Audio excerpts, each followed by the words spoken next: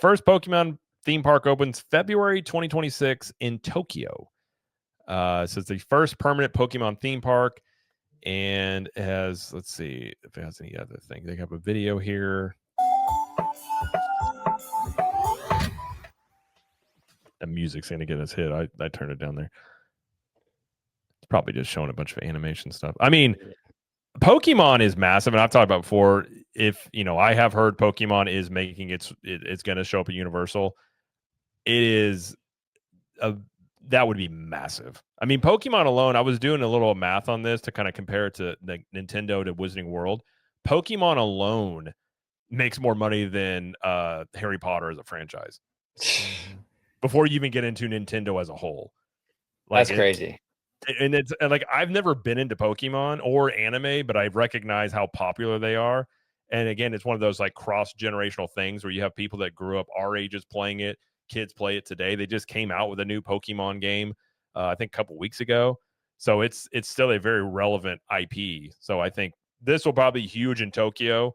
And I also imagine it'll be, if Universal ends up getting it, it'll be massive there. Yeah. No, 100%. Well, even One Piece, in the book world, I think recently just surpassed the Harry Potter books in terms of sales. So anime is just crushing it right now. It's changing the game. Yeah, I think anime is gonna. We've talked about that numerous times about anime is gonna make a big impact, probably in the Universal parks and to be not in the Fan Fest out there in Hollywood. So I don't, Slimer. What do you think? Are you a Pokemon fan? No, no. Okay. No, I was already too old once Pokemon came around. I was there 3,000 years ago. Never too old for Pokemon, Slimer. Never too old for Pokemon. Got to catch them all, Slimer. I know. Do you guys think that this can inform us as to what the Pokemon land would look like once it eventually arrives to the United States?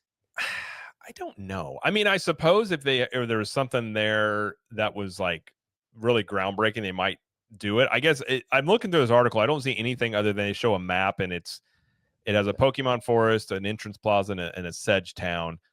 It doesn't look like there's any huge attractions. It looks like a carousel.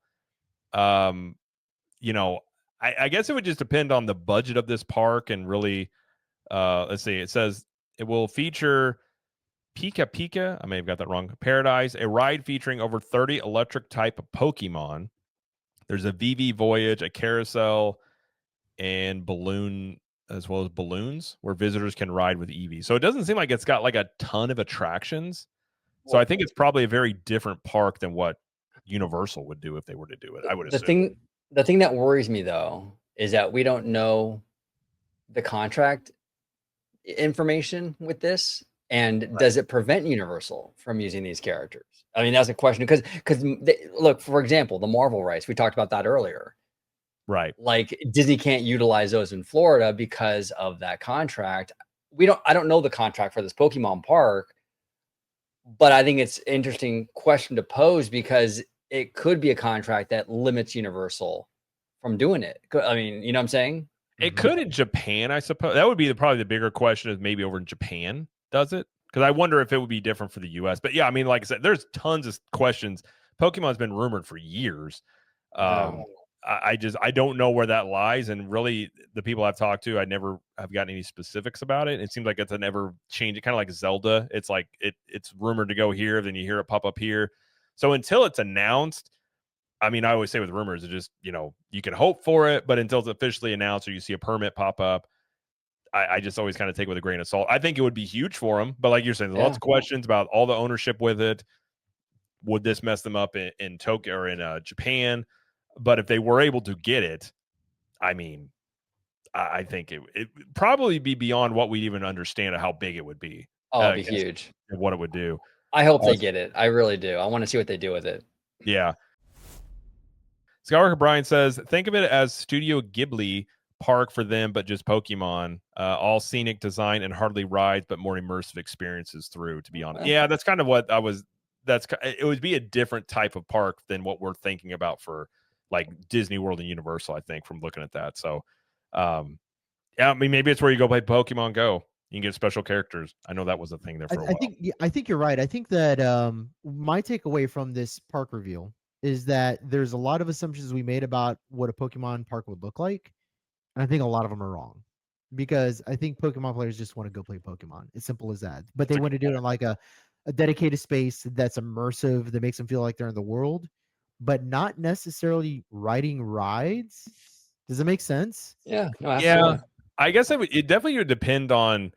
Like I said, I don't know the Pokemon fan base, so I don't know what they would want, and so that's a very good question. I wouldn't Yeah. even attempt to actually act like I understand that. Yeah. Well, then we're also factoring in Japanese culture, which is different too. Right. So there's a whole bunch of things going on with this, you know? Yeah. Yeah.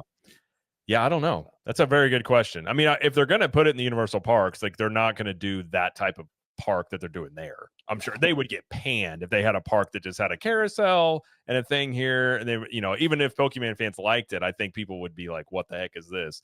But it's a good question in terms of like I think Disney's going to go the route with video games much more digital. That's kind of what they're teasing out about, like Epic Games and Fortnite. Obviously, Super Nintendo World is much more physical. Where would a Pokemon lie? Would it be more digital experience? Would it be more physical? And like, I think that'll be the two differentiating factors between Universal and Disney of how they approach implementing more video games, because they're both going to do it. I think Universal has a huge leg up with Nintendo. Oh, yeah. But yeah, I think that's going to be, you're going to see it coming to the parks more and more. It's just kind of, what do people want from it? Do they want more screens? Like, that's the thing I've said as a parent. Like, do you want to take your kids to a theme park just to put them in front of another screen? Right. No, And that I agree with you on that. Yeah, the screen thing I think there's ways to utilize that. You want to utilize it and have it a tool in your toolbox, but you don't want to go overboard with it. You know, you right. got to use it very judiciously, so to speak.